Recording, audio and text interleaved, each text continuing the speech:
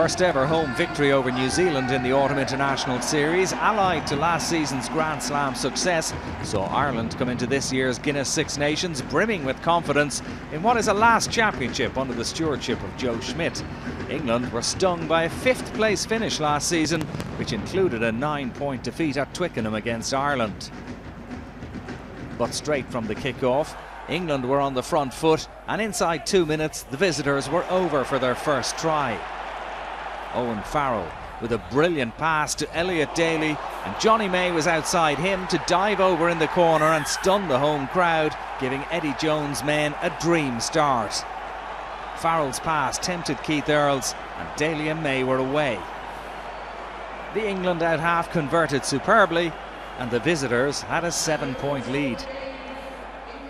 Johnny Sexton scored Ireland's first points with a confidently struck penalty in the 11th minute, reducing the deficit to 4 points. Shortly after that, England were down to 14 men for 10 minutes when Tom Curry was yellow carded for a late tackle on Keith Earls. The timing is clearly on. Usual should allow a yellow card. There was no change in the scoreline while Curry was in the bin, but shortly after he returned to the fray, Ireland opted to go for the corner instead of kicking at the posts, and their ambition was rewarded when Cian Healy eventually forced his way over the line for a hard-earned try. A score that put Ireland in front for the first time, and when Sexton slotted over the conversion, Ireland were 10 points to 7 ahead.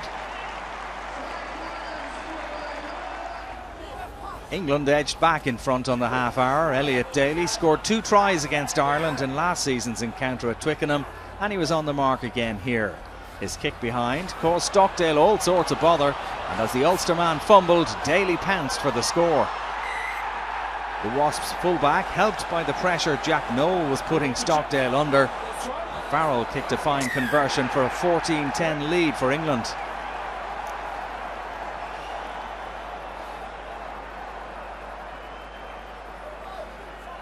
Just before the break, Eddie Jones' men came agonisingly close to a third try.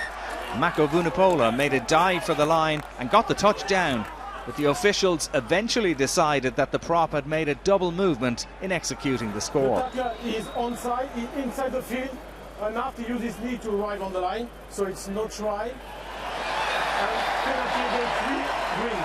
Are you agreeing? England had been playing with an advantage, and with the last kick of the half, Farrell extended their lead to 17-10 to end a pulsating 40 minutes of rugby. Scores were proving hard to come by in the second half. A Johnny Sexton penalty made it 13-17, but it was England whose game plan was working well, and they struck for a third decisive try with just under 15 minutes remaining. May kicked ahead, and Henry Slade raced onto it for a massive 5 points. There was a question over whether Slade was ahead of May when he kicked. However, after consultation with the TMO, it was decided that he was level, the score stood, and England were 22-13 ahead. And a few minutes later, Farrell fired a long-range penalty over to leave 12 points between the sides, and only 10 minutes remaining. With Ireland forcing it in search of a score, Johnny Sexton played a risky pass inside his own 22 and Slade intercepted. The Exeter centre managed to avoid the knock-on, brilliantly keeping the ball under control to stretch over the line for his second try, ensuring a bonus point for England.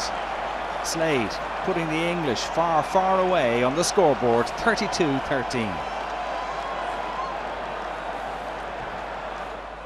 There was late consolation for Ireland when a rare moment of slackness in defence from the men in white allowed Sean Cronin burst through. He fed fellow substitute John Cooney, who got over for the score. He was quickly converted by Sexton for 20 points to 32, but there was almost no time for Ireland to get a score for a losing bonus. This was a serious statement by England at the start of the Guinness Six Nations Championship. They host France next time. Ireland travel to Edinburgh knowing that they can't afford any more slip-ups after a first ever home defeat for Joe Schmidt in the championship. But England were deserved winners in Dublin to get their campaign off to a perfect start.